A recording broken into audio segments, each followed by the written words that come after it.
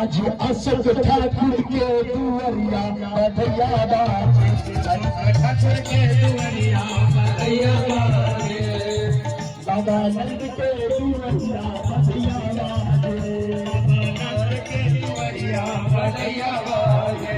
बधैया में नाचे और गावे हो, नाचे कुछ के सभी आदमी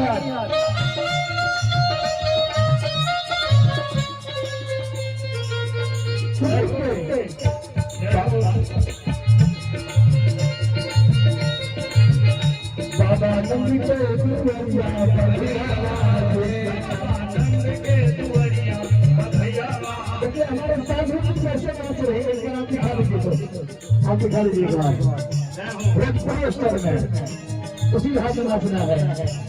बधैया बाजे हो, बधैया बाजे हो, बधैया बाजे हो, बधैया। ऐसे बधैया थोड़े बाजे। अशोक भैया हम चाहते रउआ अपना परिवार के संगे आई आया के आशीर्वाद चढ़ा।